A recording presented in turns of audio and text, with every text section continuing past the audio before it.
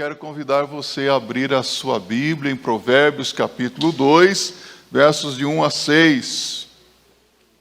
Provérbios capítulo 2, versos de 1 a 6.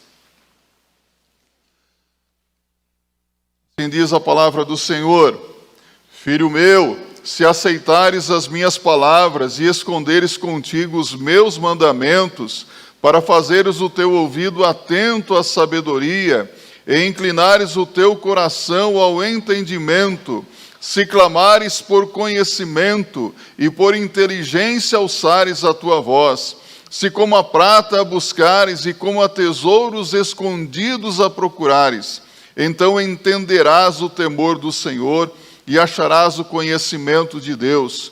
Porque o Senhor dá a sabedoria, da sua boca é que vem o conhecimento e o entendimento. A personificação da sabedoria. O que é isso? Às vezes nós personificamos algumas coisas, não é? Já viu sobre o anjo da morte? É uma personificação da morte, não é? E aqui nós vamos ver a personificação da sabedoria. A Bíblia ela é cristocêntrica, de Jesus de Gênesis a Apocalipse. Vamos orar? Pai bendito, nós te louvamos, agradecidos por esses momentos tão agradáveis na tua presença. Nós te agradecemos porque o teu Espírito tem plena liberdade de agir em nossas vidas, entre nós. Obrigado porque cremos que o teu Espírito Santo usará mais esta porção da tua palavra para falar conosco. Então nós pedimos, fala conosco, Senhor, em nome de Jesus. Amém. Podem se assentar. O livro de Provérbios, a sua autoria é atribuída ao sábio rei Salomão. Entretanto, vários autores escreveram o livro de Provérbios. Mais ou menos 500 provérbios existentes aqui neste livro são atribuídos ao sábio rei Salomão. E aqui nesses provérbios nós encontramos preceitos bíblicos, orientações para termos uma vida feliz. Quem não deseja uma vida feliz, não é? Para termos felicidade em meio às turbulências da vida. Os 9 primeiros capítulos falam a respeito da sabedoria, ou melhor, da essência da sabedoria. E quando se fala em essência da sabedoria, nós não podemos falar de mais ninguém a não ser Deus. Porque Deus é a essência da sabedoria, Ele é toda a sabedoria e dele procede toda a sabedoria do universo. Concorda com isso? Então não se pode entender a sabedoria à parte de Deus. Deus é sábio em todas as coisas que faz. Então essa essência nada mais é do que conhecer a Deus. Se aprofundar no conhecimento da palavra, da sabedoria. Buscar fazer a vontade de Deus. É o Senhor a personificação da sabedoria. Em um mundo hoje tão cheio de tecnologia e informações, não é? Às vezes nós ficamos perdidos no meio de tanto conhecimento, não é? A palavra de Deus, ela se cumpre dizendo que nos últimos tempos, na profecia de Daniel, a ciência se multiplicaria. E é o que nós temos visto em nossos dias. Há uma multiplicação de conhecimento, a ciência avança em todas as áreas e ficamos muitas vezes com a nossa mente bombardeada de conhecimento, de informações de todos os tipos, e às vezes se torna difícil armazenar tudo isso, não é? Mas dizem que o homem, ele usa apenas 1% da sua capacidade, da capacidade do seu cérebro, então dá para armazenar muita coisa. Mas o que é a sabedoria? O poeta inglês Eliot disse: o que é a sabedoria? Ela se perde no meio da informação. Warren Wiersbe disse assim: o que é a sabedoria? A sabedoria se perde no meio do conhecimento. Impressionante, não é? Como que as coisas se tornam complexas muitas vezes. Onde está a sabedoria? Será que o que nós temos hoje É sabedoria, ou é conhecimento, ou é informação? Você tem sabedoria? De onde vem a sua sabedoria?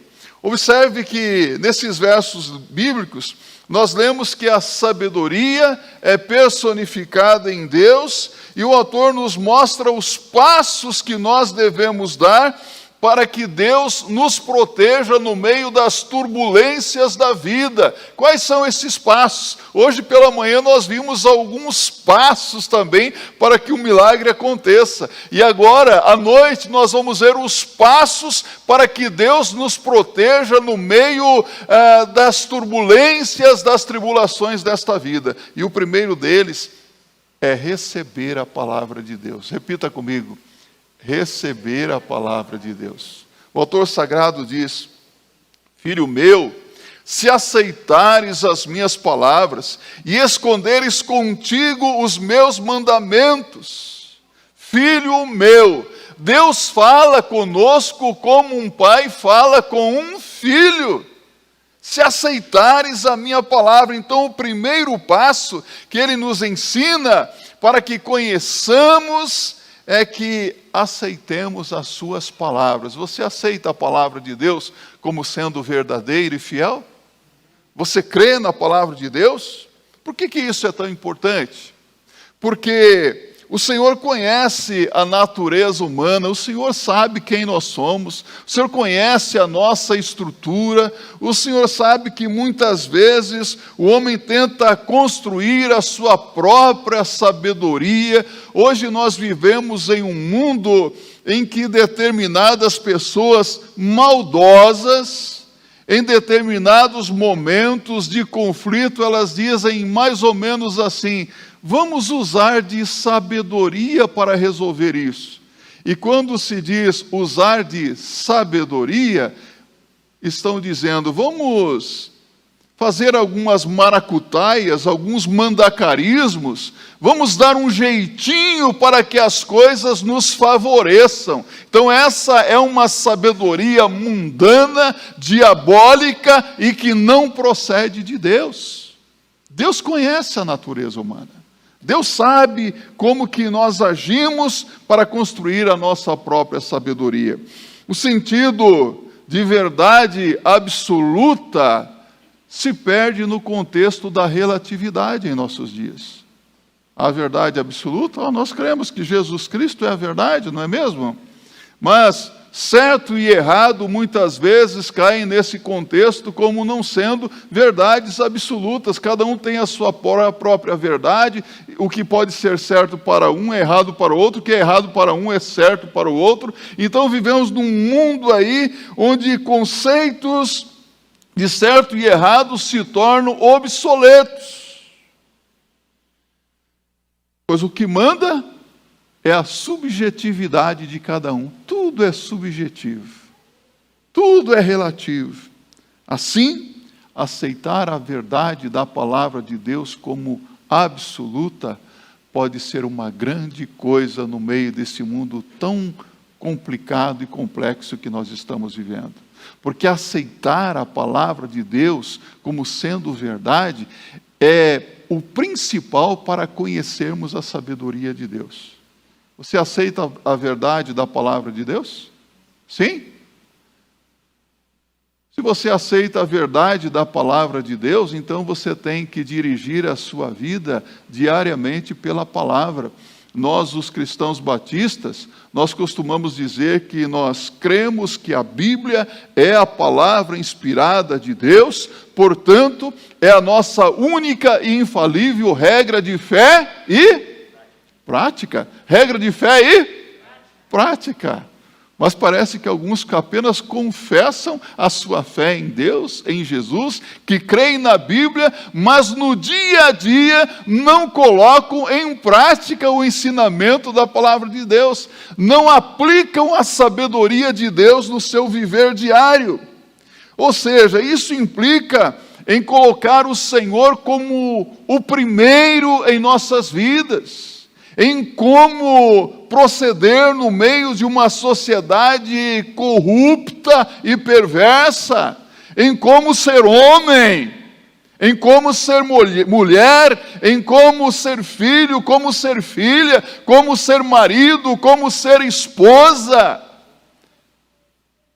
Como agir no meio de uma sociedade sem Deus. A palavra de Deus é norteadora. A palavra de Deus nos dá a direção. Sabe, quando rejeitamos a palavra de Deus, nós decidimos abrir mão do verdadeiro Deus que se revela a nós. Você conhece alguém que abriu mão da palavra de Deus? Você conhece alguém que conheceu tão bem a palavra de Deus, mas que disse, olha, eu não quero mais isso. Sabe o que na verdade aconteceu? Essa pessoa abriu mão de Deus na sua vida. Essa pessoa apostatou da sua fé. Isso é bíblico. A palavra de Deus nos diz que nos últimos dias essas coisas aconteceriam. Então, quando nós rejeitamos a palavra de Deus, nós decidimos abrir mão da essência da sabedoria. Decidimos viver de acordo com o que dá na nossa telha. Decidimos agir de acordo com os nossos planos e projetos de vida. Eu tenho um plano para a minha vida. Eu tenho um projeto, amém, mas os seus projetos estão sendo subordinados ao direcionamento da palavra de Deus, sim ou não? Porque se os seus planos não estiverem de acordo com a palavra de Deus, sinto muito informá-lo, mas você vai dar com os burros na água. A coisa não vai dar certo. Não funciona assim. E a própria Bíblia nos revela o que acontece quando nós decidimos seguir o nosso próprio caminho. Hoje não se diz mais isso, mas algum tempo atrás era comum ouvir alguém dizer, eu mando na minha vida, eu sou dono do meu próprio nariz. Quando uma pessoa decide seguir o seu próprio caminho, a palavra de Deus nos informa o que acontece. Abra sua Bíblia comigo na carta do apóstolo Paulo aos Romanos, no capítulo 1, do verso 25 ao verso 32.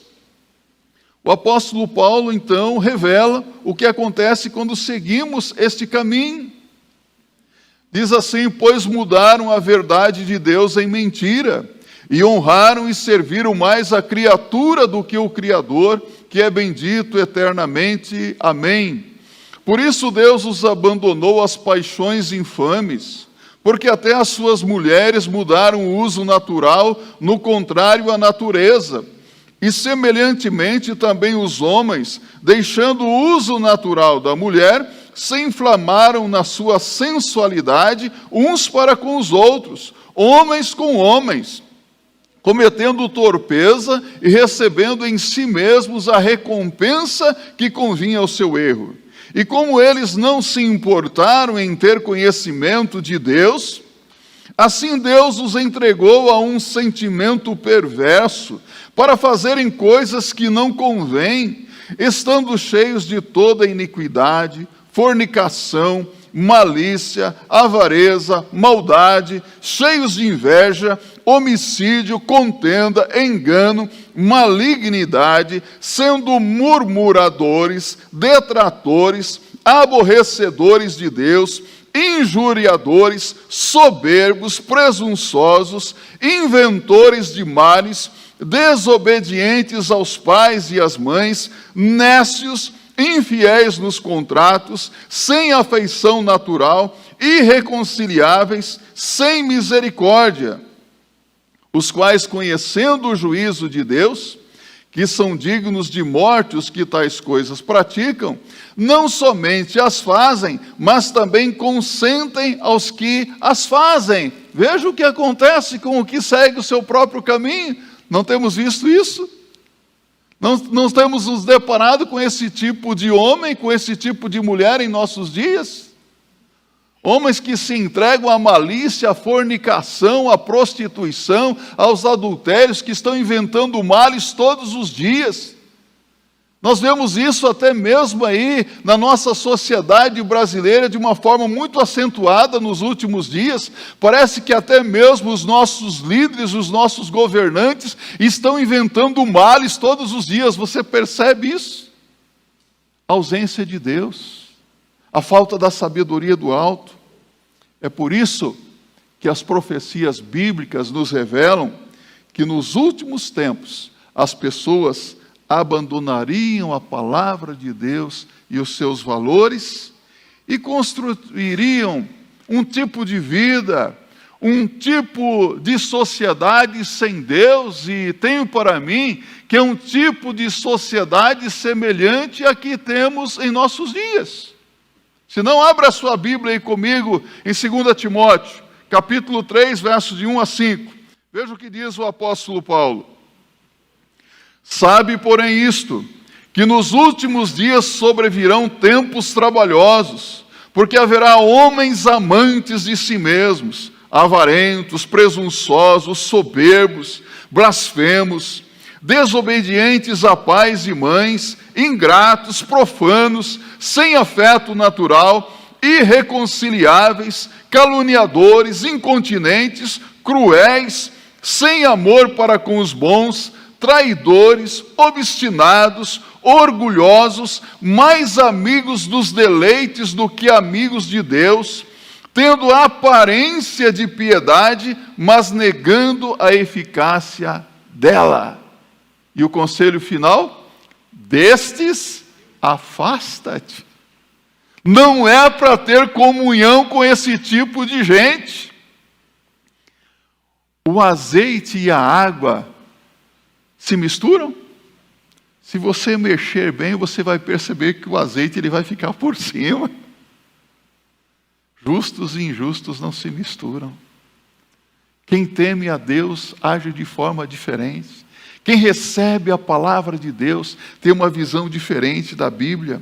A Bíblia afirma que por rejeitarem a palavra de Deus, muitos seguiriam as doutrinas, as religiões, as filosofias, e por que não dizer as metodologias e cultura influenciadas por demônios. Está em 1 Timóteo capítulo 4, verso 1. Porque rejeita a palavra de Deus, acaba sendo influenciado por demônios. E o que é triste é quando nós vemos tantas pessoas conhecedoras da verdade, da palavra de Deus, que um dia tiveram uma experiência real com Cristo, uma experiência transformadora, que se arrependeram sinceramente de seus pecados e tiveram a sua vida limpa pelo poder do sangue de Jesus Cristo, e que hoje a vida está limpa, mas não vive cheia de Deus na vida. Sabe o que acontece com uma pessoa assim? A palavra de Deus nos fala que uma vida limpa, sua vida está limpa? Amém, graças a Deus, mas preste bem atenção no que eu vou mostrar para você. A palavra de Deus nos mostra que uma vida limpa, adornada, é como uma casa que foi limpa, uma casa arejada, e ela se torna então um convite para que o inimigo entre nessa vida, arrombe essa vida e faça com que o estado daquela pessoa se torne pior do que o anterior. Quer ver isso na Bíblia? Abra aí a sua Bíblia em Mateus, no capítulo 12, verso 43 a 45. Olha só, o inimigo vem para invadir e controlar. Disse Jesus, e quando o espírito imundo tem saído do homem, anda por lugares áridos, buscando repouso, e não o encontra. Então diz, voltarei para minha casa de onde saí, e voltando acha-a desocupada, varrida e adornada. Então vai e leva consigo outros 7 espíritos piores do que ele, e entrando habitam ali, e são os últimos atos desse homem piores do que os primeiros. Assim acontecerá também a esta geração má. Então tome muito cuidado. Você conhece a palavra de Deus? Você teve um encontro com Jesus Cristo? Você se rendeu a Cristo? Você confessou os seus pecados? A sua vida está limpa, está adornada, mas a palavra de Deus habita no seu coração? Você recebeu a palavra de Deus, tem a sua vida orientada pela palavra de Deus? O inimigo, quando vê a casa vazia, aluga-se ou vende-se, ele vem e invade. E a vida dessa pessoa torna-se pior do que a anterior. Por isso, a primeira decisão sábia, segundo a palavra de Deus, é decidir buscar a Deus e aceitar a palavra de Deus como norteadora da nossa vida. Dirigir a vida pela palavra de Deus. Então hoje, olha aqui para mim, hoje o Senhor te convida a assumir um compromisso com Ele e com a sua palavra. Você quer isso? Um compromisso com o Senhor? Segundo passo, guardar a palavra de Deus. Veja o que diz ainda o verso 1. Filho meu, se aceitares as minhas palavras e esconderes contigo os meus mandamentos. Então o próximo passo aqui é guardar no coração os mandamentos de Deus, guardar a palavra de Deus. Esta expressão, mais uma vez, significa colocar em prática, aplicar à vida a palavra de Deus. De nada adianta conhecer a palavra de Deus, mas não obedecê-la. Não seguir as instruções da palavra, porque Deus, mais uma vez, Ele conhece a nossa natureza humana. Muitos de nós afirmamos que cremos em Deus e vivemos uma vida de religiosidade teórica. Eu sou crente, aleluia, graças a Deus, você é crente. Mas você vive como crente durante todos os dias? Como é a sua vida no dia a dia? Como é a sua vida de testemunho cristão? Então nós precisamos transformar em atitudes práticas de compromisso de fé as orientações da palavra de Deus. É muito comum, nós encontramos crentes que estão domingo após domingo na igreja cantando, louvando ao Senhor, ouvindo a palavra de Deus, orando, até mesmo dizimando, ofertando, contribuindo para a obra missionária, e são uma bênção no domingo, uns verdadeiros santos, de aparência de piedade mesmo, mas no decorrer da semana, vive do jeito que o capeta gosta. As pessoas dizem igual do jeito que o capiroto gosta, né? Nem parece que é crente, está numa roda de amigos, quer um golezinho aí? Se for de boa qualidade essa cerveja, qual é a marca dela mesmo? Um vinhozinho aqui? Vinhozinho, que vinho é esse? É velho, é novo, é safra qual? Tá. Uma fumadinha aqui? Tá. Esse charuto é de Havana?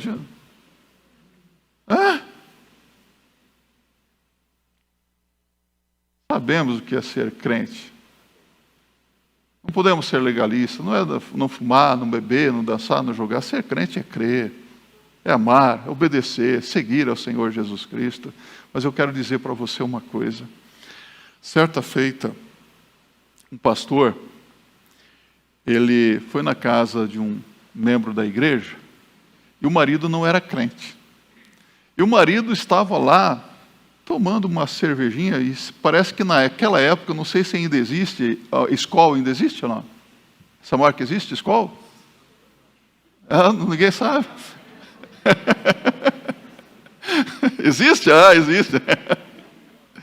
E ele chegou e falou, pastor, senta aí.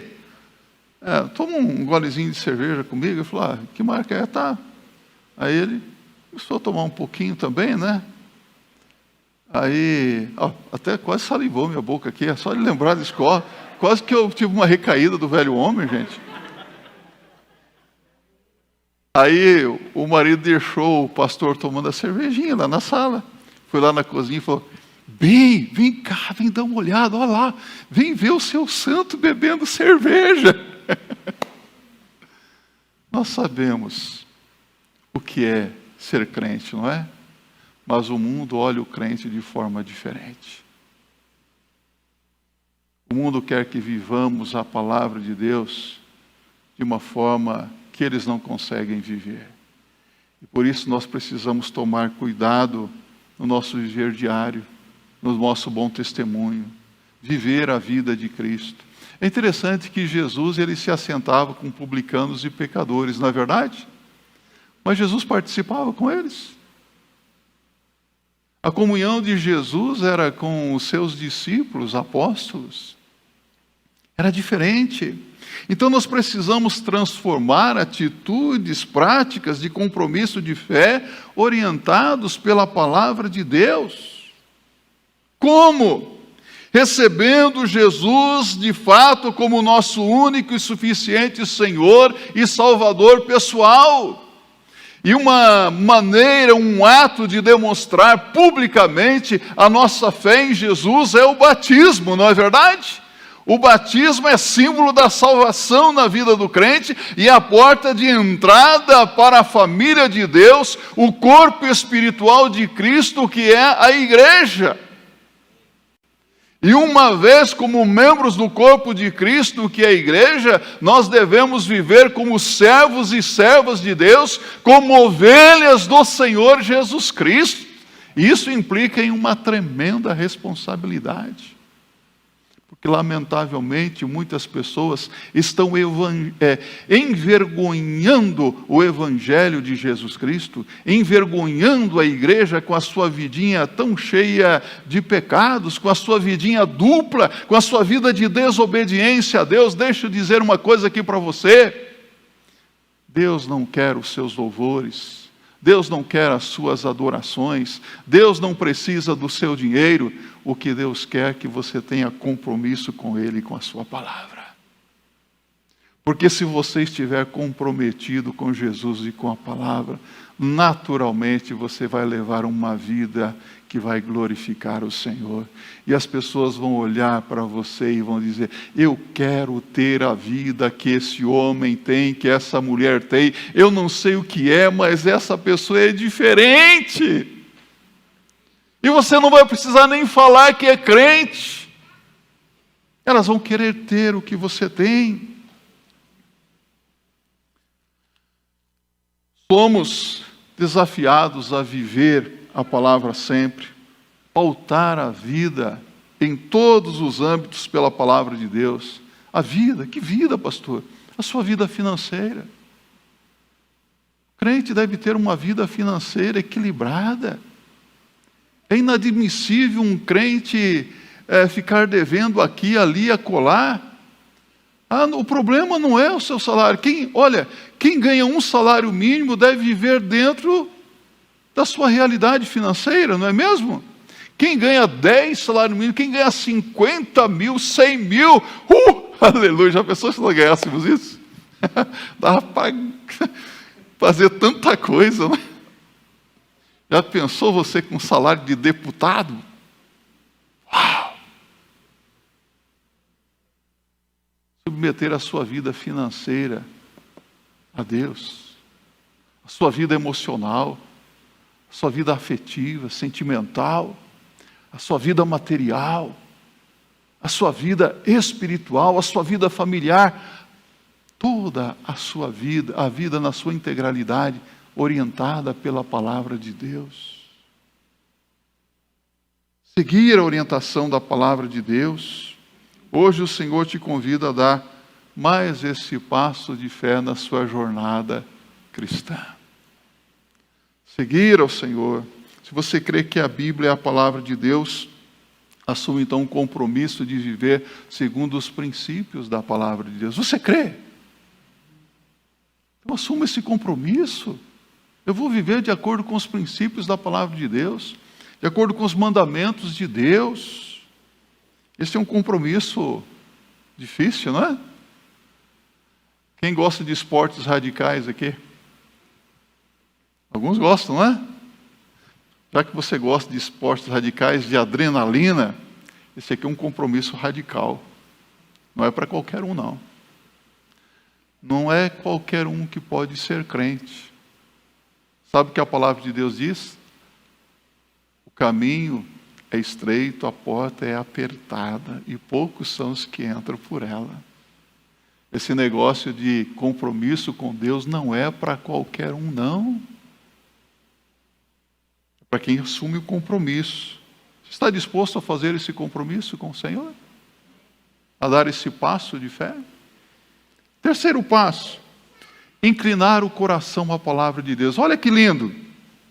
Para fazeres o teu ouvido atento à sabedoria e inclinares o teu coração ao entendimento, se clamares por conhecimento e por inteligência alçares a tua voz. Então o terceiro passo é um aprofundamento do primeiro e do segundo, ou seja, aqui é discernimento. Nós temos discernimento humano, não temos?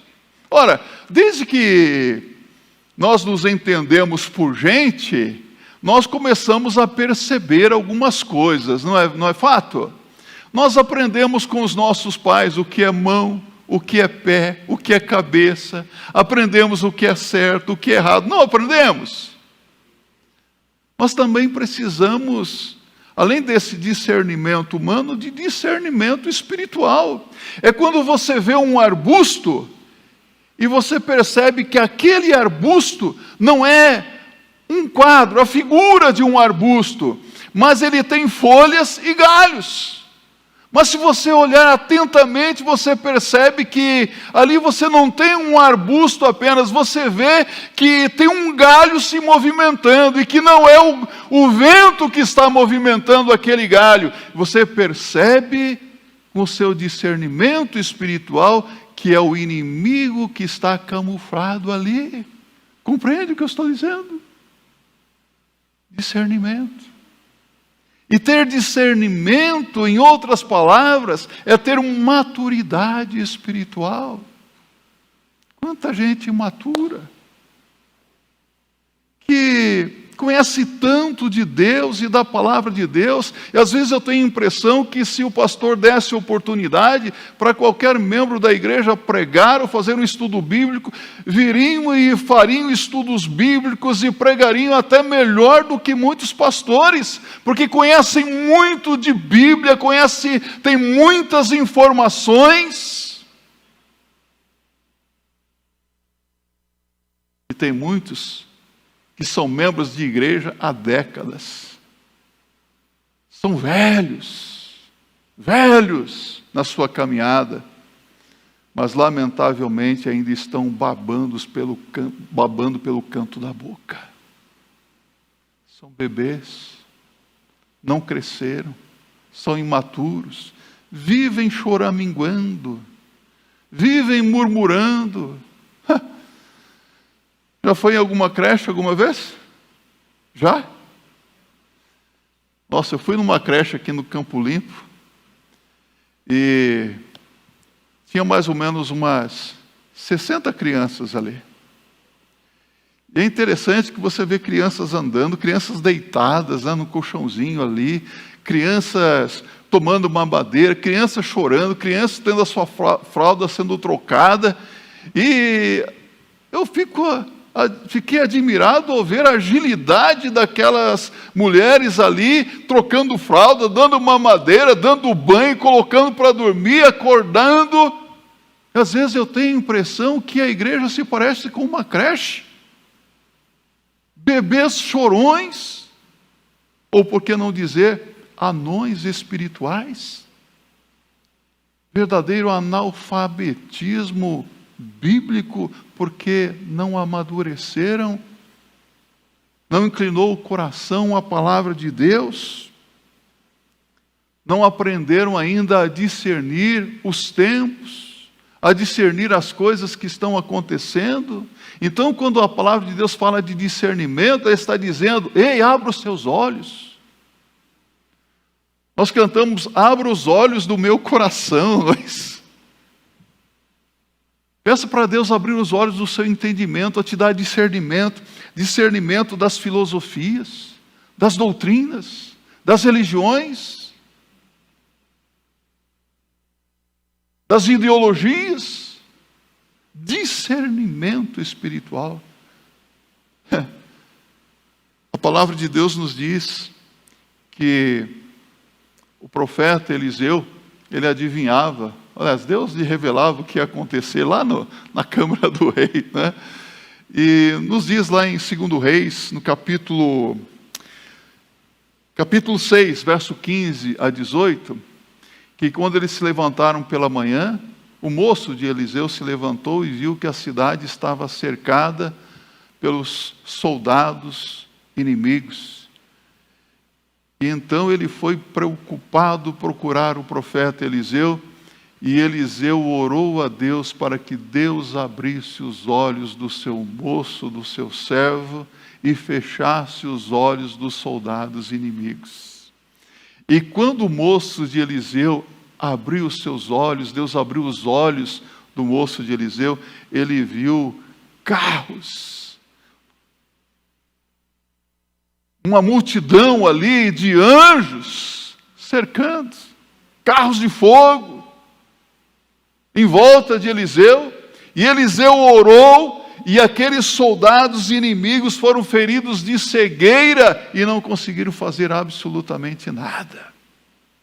Há momentos em que nós temos que pedir: Senhor, abra os olhos do meu entendimento, me dá discernimento, Senhor, que eu possa ver as coisas de forma diferente.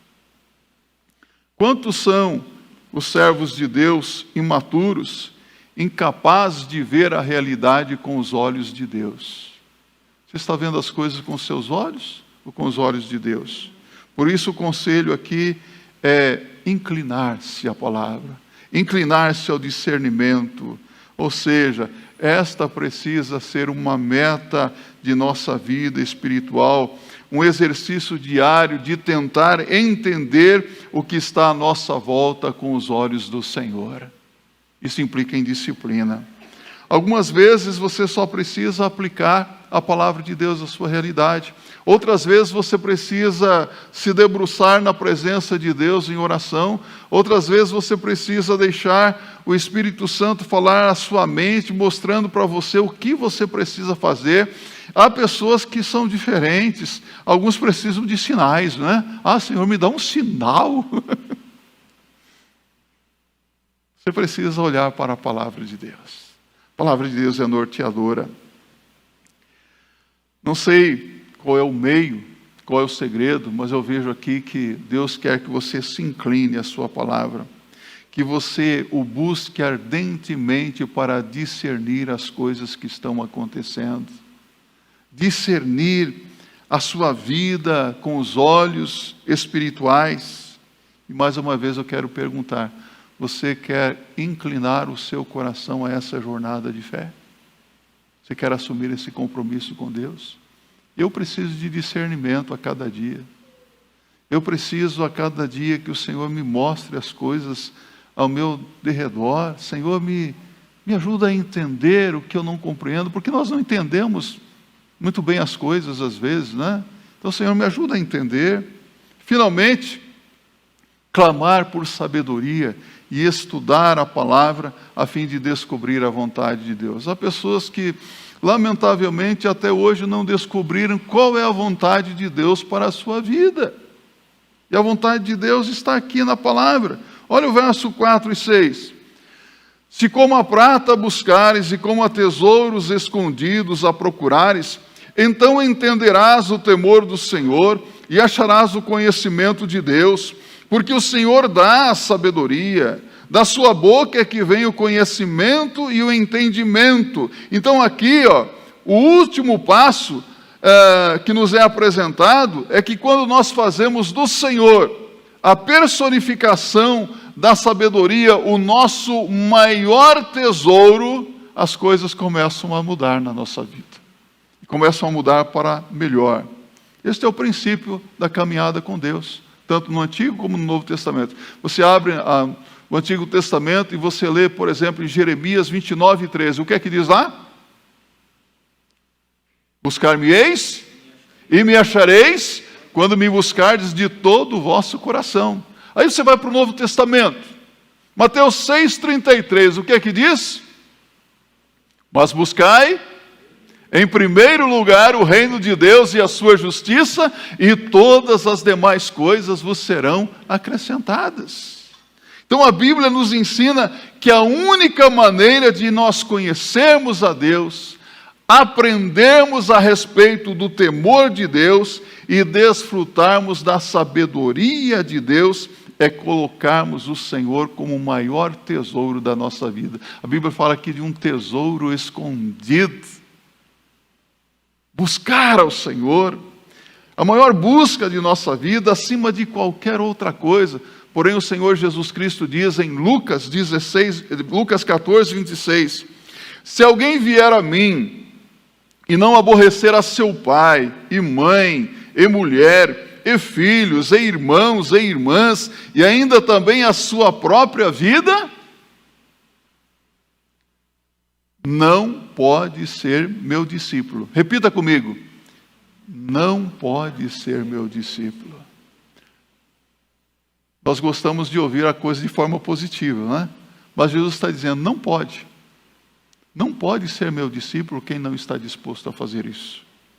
Porque aceitar a palavra de Deus, guardar os mandamentos de Deus, discernir as coisas espiritualmente, sem conhecer ao Senhor, sem viver um relacionamento de intimidade, de comunhão com o Senhor, é a maior de todas as insanidades que alguém pode cometer na vida.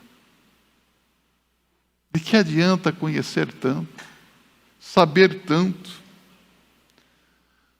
Você já viu pessoas profundamente religiosas? Conhece alguém? Já viu algum crente fanático? Conhece crente fanático? Conheço muitos. Sabe quem é o crente fanático? É mais ou menos aquele homem que você vê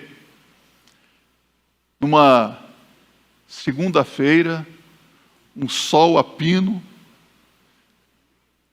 40 graus, quase 50, e ele está de galocha, capa de chuva, guarda-chuva e boné num dia ensolarado. Esse é um chato, não é? É um chato de galocha. Tem muito crente chato, fanático. Ele sabe muita coisa, ele é muito religioso. E ele está até disposto a morrer por causa da sua fé. Já viu histórias de pessoas aí que até mataram por causa da sua fé? São fanáticos. Mas não é esse o caminho que a palavra de Deus nos ensina. O crente é diferente. O crente não está disposto a matar por causa da fé. Ele está disposto a morrer por amor ao Senhor Jesus Cristo, se necessário for. Então, a grande diferença entre religiosidade e a verdadeira fé é conhecer a Deus, ouvi-lo falar ao coração, sentir o toque do Espírito Santo na alma, sentir o amor de Deus, sentir o quanto Deus me ama, colocar o Senhor em primeiro lugar em nossa vida, acima de todas as coisas, acima de qualquer pessoa, porque nós o amamos. Então a palavra-chave aqui é relacionamento com Deus. Há uma grande descoberta na fé. Nós não conquistamos a Deus, nós fomos alcançados por Deus. Nós o amamos porque Ele nos amou primeiro. Essa é uma grande descoberta. O que motiva o meu coração a viver esse tipo de fé é a alegria de saber e sentir que o Senhor me ama, que o Senhor se importa comigo, que o Senhor está interessado na minha vida mais do que qualquer coisa. É o Senhor que busca você quando você se desvia do caminho dele, não é verdade? É Ele que vai atrás de você, é Ele que com terno amor te resgata. É uma descoberta de sentido da vida. Por isso, o autor de Provérbios afirma que ele é a grande descoberta que estamos à procura. Quantas pessoas que estão aí com vazio na alma e o que falta é ter Jesus no coração. É ter esse grande tesouro no coração. Eu vou caminhar para a conclusão da mensagem nesta noite, dando um exemplo para você. O apóstolo Paulo. O apóstolo Paulo era um grande conhecedor da palavra de Deus, não é verdade? Paulo recebeu a palavra de Deus. Paulo guardou os mandamentos de Deus. Paulo se tornou um homem muito religioso. E por causa disso, ele saiu perseguindo e matando os cristãos. Ele fazia isso com muita sinceridade, não fazia? Pensava estar fazendo um grande serviço a Deus. Até que um dia ele teve um encontro com Jesus no caminho de Damasco. Jesus o confrontou, dizendo: Saulo, Saulo, por que me persegues? Duro é para ti recalcitrares contra os meus aguilhões. Quem é, Senhor? E ele descobriu que podia ter comunhão com Deus. Ficou cego. E quando ele foi curado, ele percebeu o amor de Deus, até mesmo para uma pessoa que não merecia. Depois de alguns anos, você vê o apóstolo Paulo recluso escrevendo em Gálatas 2, verso 20: já estou crucificado com Cristo, e vivo não mais eu, mas Cristo vive em mim, e a vida que agora vivo na carne, vivo na fé do Filho de Deus, o qual me amou e a si mesmo se entregou por mim. Então, Deus não quer que você seja um religioso a mais. Chega de pessoas religiosas. Deus quer que você seja discípulo.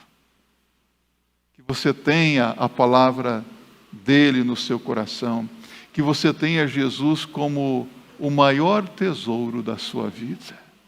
Guardado, escondido no seu coração. Você quer? Quem quer isso? Amém. Graças a Deus. Que bênção. Essa é a sabedoria personificada, meus irmãos. Deus. É de Deus que as pessoas precisam.